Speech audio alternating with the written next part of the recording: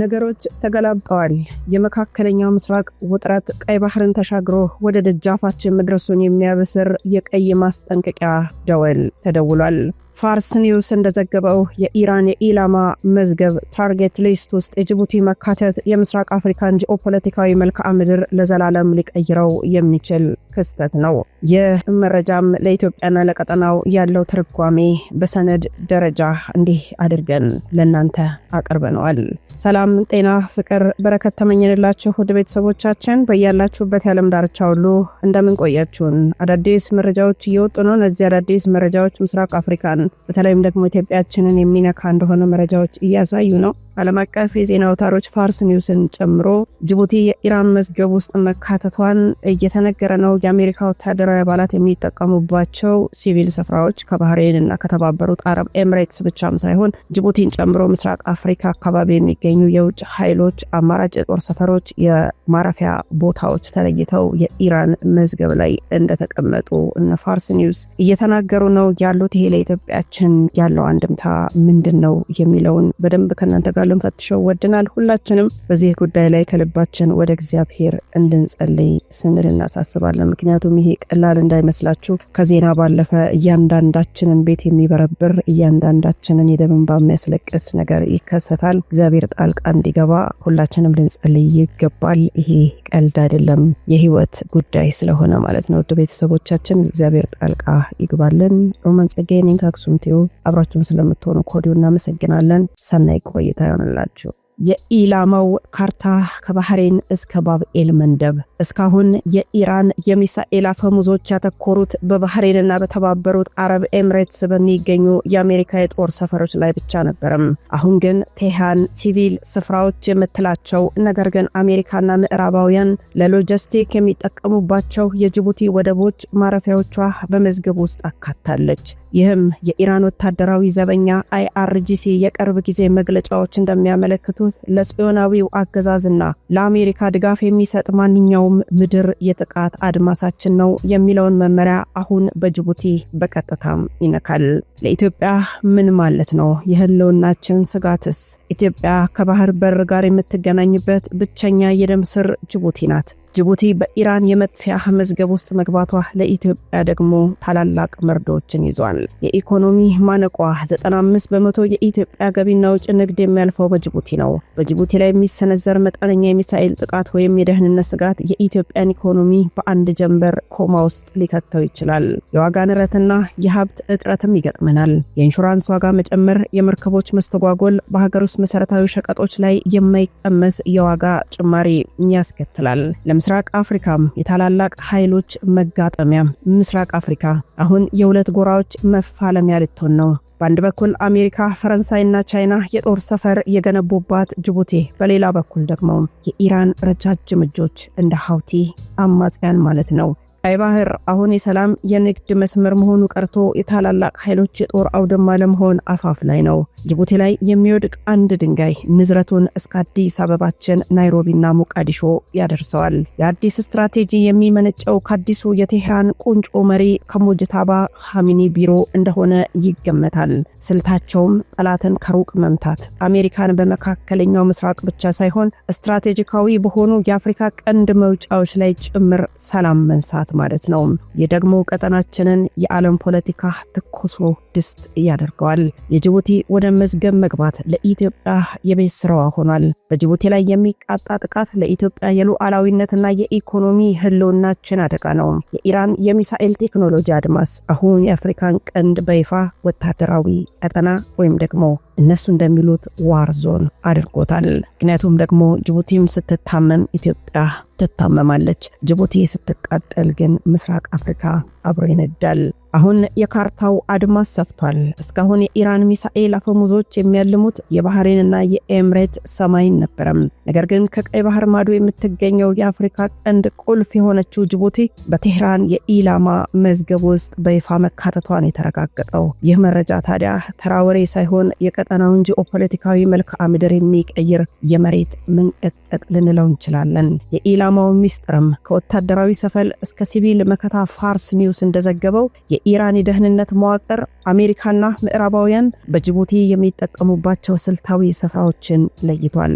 መረጃውም የአሜሪካው ካምፕ ሊሞኒየር ብቻ ሳይሆን አውሮፕላኖች የሚያርፉባቸው ሲቪል አየር ማረፊያዎችና የሎጂስቲክ ማዕከላት ጭምር በኢራን ድሮኖች እና ሚሳኤሎች እይታ ራዳር ውስጥ ገብተዋል እየተባለ ነው።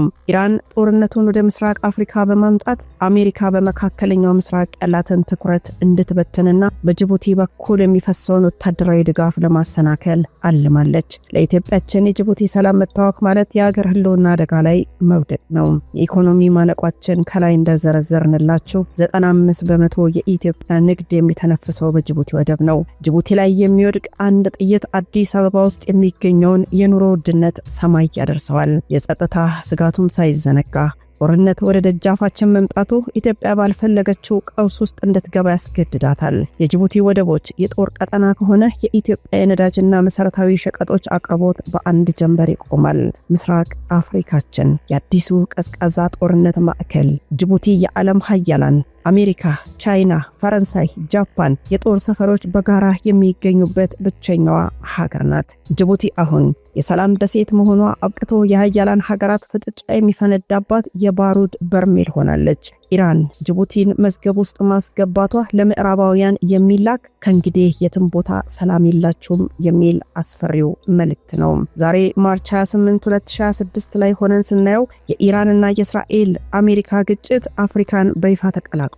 ሙጅታባ አሊ ኻሜኒ የሚመራው አዲሱ የቴህራን ስልት ጦርነቱን ወደ ሩቅ ድንበሮች በመውሰድ ጠላትን ማዳከም ነው። ጅቡቲ ከታመመች ኢትዮጵያ ትታፈናለች። የቀይ ባህር ሞገድ አሁን የባሩድ ሽታ እየተፋ ነው። ምስራቅ አፍሪካም ለዚህ ታሪካዊ ማዕበል ራሷን ማዘጋጀት እንዳለባት ተንታኞች እየተናገሩ ነው።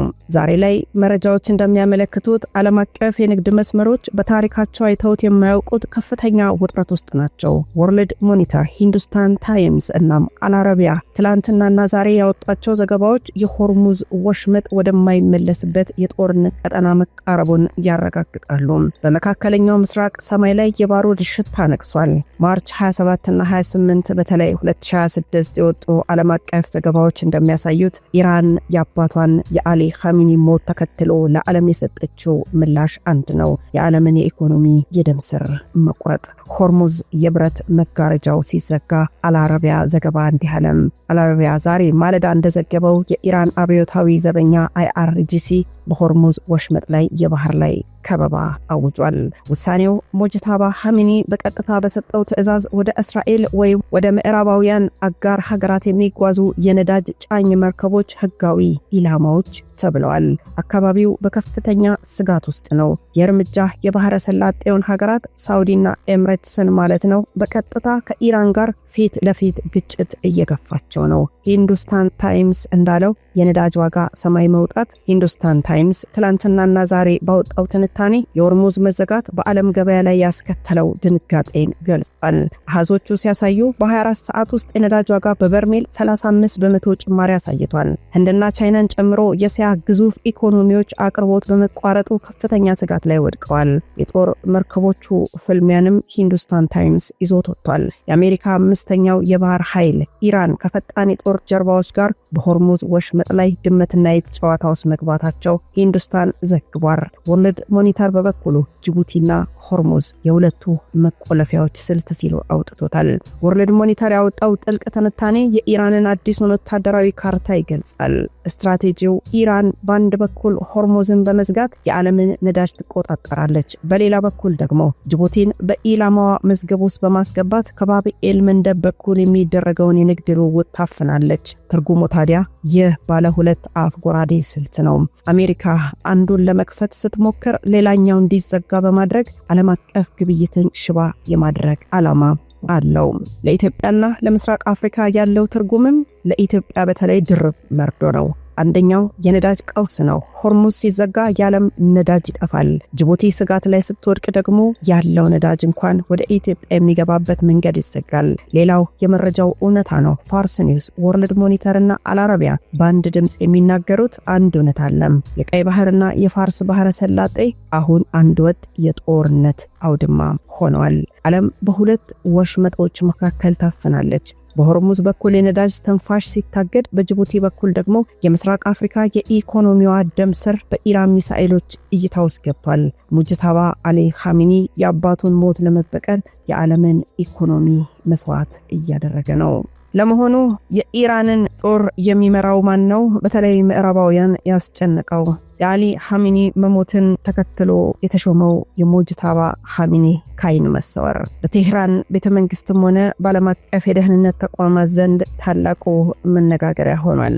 የኢራንን ጦር የሚመራው ማን ነው? የኩርዲስታን ሚዲያዎች በተለይም ኩርዲስታን 24 ይህንን የመሰወር ሚስጥር ከሌሎች ምንጮች በተለየና በጥልቅ ተንትነውታል። አሊ ኻሜኒ ከተገደሉ አንድ ወር ቢሞላም ተተኪው ልጃቸው ሙጅታባ ኻሜኒ በአደባባይ አለመታየታቸው የዓለምን ስጋት ወደ ከፍተኛ ደረጃ አድርሶታል። የኩርዲስታን ሚዲያዎች ይህንን አለመታየት እንዲህ ተንትነውታል። እንደ ኩርዲስታን 24 ትንታኔ የሙጅታባ አለመታየት የፍርሃት ሳይሆን የጥንቃቄና የትዕዛዝ ምልክት ነው። አባቱ የተገደለበት መንገድ በእስራኤል የተራቀቀ የስለላ መረብ ሙጅታባ ራሱን ከማንኛውም የሳተላይትና የቴክኖሎጂ እይታ ውጭ እንዲያደርግ አስገድደውታል። የኩርድ ምንጮች እንደሚጠቁሙት ሙጅታባ ጦርነቱን የሚመራው በቴህራን ሰሜናዊ ተራራማዎች አካባቢ በሚገኝ እጅግ ዘመናዊና ከኒውክሌር ጥቃት ጭምር ጥበቃ ከሚደረግለት የከርሰ ምድር እዝ ማዕከል ሆኖ ነው። ሙጅታባ በሚስጥር ሆኖ ስልታዊ ውሳኔዎችን ሲያስተላልፍ፣ በሜዳው ላይ ግን ጦርነቱን የሚመራው የሶስትዮሽ ምክር ቤት እንደሆነ የኩርዲስታን ዘገባዎች ያመለክታሉ። በኢራን ከፍተኛ ወታደራዊ አመራሮች መካከል ሽኩቻ መኖሩን ይጠቅሳል። አንዳንዶቹ ሙጅታባ በአደባባይ ወጥቶ የሀገሪቱ መሪነት እንዲረከብ ሲጫኑት፣ እሱ ግን ጦርነቱን ሳላሸንፍ ዙፋን ላይ አልቀመጥም የሚል አቋም መያዙን ይገልጻሉ። ሙጅታባ አሁን ድምፅ የሌለው ነጎድጓድ ሆኗል። አይታይም፣ ነገር ግን ትዕዛዞቹ በሆርሙዝ ወሽመጥ መዘጋትና በጅቡቲ ላይ በተደቀነው ስጋት ውስጥ በግልጽ ይነበባሉ። ሙጅታባ መደበቁ ለራሱ ሕይወት ሳይሆን ለጠላቶቹ የማይታይ አደጋ ለመሆን ነው። እሱ በሌለበት ጦርነቱ በቴክኖሎጂና በደመነፍስ የሚመራ የሮቦት ጦርነት መስሏል። የሙጅታባ አለመታየት የኢራን ውሳኔዎችን ይበልጥ ግምታዊ ያልሆኑ እንዲሆኑ አድርጓቸዋል። ይህ ደግሞ በጅቡቲና በቀይ ባህር አካባቢ ላለው የጸጥታ ሁኔታ እጅግ አደገኛ ነው። ምክንያቱም ትዕዛዙ የሚመጣው ከማይታወቅ ስፍራ በመሆኑ ዲፕሎማሲያዊ ንግግሮችን የማይቻል ያደርጋቸዋል። አሊ ኻሜኒ ከተገደሉ አንድ ወር ቢሞላም ልጃቸው ሙጅታባ ኻሜኒ እንደ ጥላ ተሰውረዋል። ይህ አለመታየታቸው በኢራን ሕዝብና በዓለም መሪዎች ዘንድ የሞት ወይስ የስትራቴጂ ዝምታ የሚል ጥልቅ ጥያቄን ፈጥሯል። የኩርዲስታን የዜና ምንጮች ኩርዲስታን 24 ጉዳዩን በልዩነት ሲዘግቡት ሙጅታባ መደበቁ የፍርሃት ምልክት ሳይሆን የመጨረሻው ጦርነት ዝግጅት እንደሆነ ይገልጻሉ። የመሪነት ሽግግሩ ሚስጥር በቴህራን ውስጥ የስልጣን ሽግግሩ የተካሄደው በሚስጥር ነው። ሙጅታባ ታይቶ ከመገደል ሳይታይ መግደል የሚል አዲስ መመሪያ ለደህንነት ኃይሎቹ ሰጥቷል። የኢራን አብዮታዊ ዘበኛ IRGC ከፍተኛ አመራሮች ትዕዛዝ የሚቀበሉት በዲጂታል መንገድ ሳይሆን በአካል በሚመላለሱ ልዩ መልእክተኞች አማካኝነት ከሙጅታባ ድብቅ ቢሮ እንደሆነ እየተነገረ ነው። ጦርነቱን በተግባር ማን እየመራው ነው? የበርካቶች ጥያቄ ነው። የዛሬው ዘገባ እንደሚያሳየው ኢራን ሆርሙዝንና ባብኤል መንደብን፣ ጅቡቲን በአንድ ጊዜ ለመቆለፍ መዘጋጀቷ ለኢትዮጵያ ታላቅ የሆነ ትርጉምን ይሰጣል። የነዳጅ ዋጋ በዓለም አቀፍ ደረጃ መናር ብቻ ሳይሆን ወደ ጅቡቲ የሚገቡ መርከቦች የጦር ቀጠና ኢንሹራንስ ስለሚጠየቁ በኢትዮጵያ መሰረታዊ ሸቀጦች ላይ የዋጋ ንረት ይፈጠራል ተብሎ በታላቅ ስጋት እየተጠበቀ ነው። ሌላው ወታደራዊ ጥንቃቄ ነው። ጦርነቱ ፊት ለፊት ሳይሆን በድሮንና በሳይበር ጥቃት የሚመራ በመሆኑ የምስራቅ አፍሪካ ሀገራት ሳይዘጋጁ የጥቃቱ ሰለባ ሊሆኑ ይችላሉ። መጋረጃው ተዘግቷል፣ መሪው ተሰውሯል። ነገር ግን በሆርሙዝ ሞገድና በጅቡቲ ወደቦች ላይ የሚታየው እሳት የሙጅታባ ኻሜኒ የጣት አሻራ አለበት። ዓለም ፊቱን ሳይሆን ድርጊቱን እያየች ነው። ጦርነቱን አሁን ከመሬት በታች ወደሚገኙት ሚስጥራዊ ቢሮዎች ተዛውሯል። ይህ በታሪክ መዝገብ ላይ የመጋረጃው መቆለፊያ ተብሎ ሊሰፍር ይችላል። የጥላ መንግስቱ ሚስጥራዊ ይዘትም ነው። ዛሬ ማርች 28 2026 ላይ ሆነን የኢራን የቀጠናዊ ወቅታዊ ሁኔታንም ስናጠቃልለው ሙጅታባ ኻሜኒ ካይን መስተወሩ የድክመት ምልክት ሳይሆን የኢራን አብዮታዊ ስርዓት ወደ አዲስና ይበልጥ ጨካኝ ምዕራፍ መሸጋገሩን ያበስራል። አሊ ኻሜኒ ከተገደሉ አንድ ወር ቢሞላም ልጃቸው ጦርነቱን የሚመራው በዲፕሎማሲ ሳይሆን በበቀልና በስልታዊ አፈና ነው። በአማካሪዎቹ በኩል የሚሰጠው ትዕዛዝ የኢራንን የደህንነት መዋቅር ከውስጥ ካሉ ሰላዮች አጥርቶ ፊቱን ወደ ውጭው ዓለም አዝሯል። ዓለም አቀፍ የዜና ምንጮች ወርልድ ሞኒተር፣ አልአረቢያ፣ ሂንዱስታን ታይምስ እና ሌሎችም እንዳረጋገጡት የኢራን ጦርነት አድማስ አሁን የፋርስ ባህረ ሰላጤን አልፎ ምስራቅ አፍሪካ ደርሷል። ሆርሙዝ ሲዘጋ የዓለም ነዳጅ ይቆማል። ጅቡቲ በኢላማ መዝገቡ ስትገባ ደግሞ የኢትዮጵያና የምስራቅ አፍሪካ የኢኮኖሚ ህልውና አደጋ ላይ ይወድቃል። ይህ ባለ ሁለት አፍ ጎራዴ ስልት አሜሪካና ምዕራባውያንን ለማንበርከክ የታለመ የሙጅታባ የመጨረሻው ካርድ ነው። ቀደም ሲል የነበሩት ጀነራሎች ለሞሳድና ለሲአይኤ ሰልሉ ነበር በሚል መወገዳቸው አዲሱ አመራር ፍጹም ታማኝና ለለየለት ግጭት ዝግጁ የሆነ ወታደራዊ ቢሮክራሲ እንዲገነባ አድርገውታል። ለኢትዮጵያ ይህ የሩቅ ጦርነት አይደለም። ጅቡቲ በቴህራን መነጽር ውስጥ መግባቷ የአዲስ አበባ የንግድ ደም ስራ አደጋ ላይ መውደቁን ያሳያል። ዛሬ ላይ ማርች 28 ቀን 2026 እንደ ፈረንጆቹ የዘመን ቀመር ይህ ጥቁር መጋረጃውን ገልጦ የሚያሳየው ዘገባ ነው። መካከለኛው ምስራቅና ምስራቅ አፍሪካን አሁን አንድ ወጥ የታሪክና የጦርነት አውድማ ሆነዋል።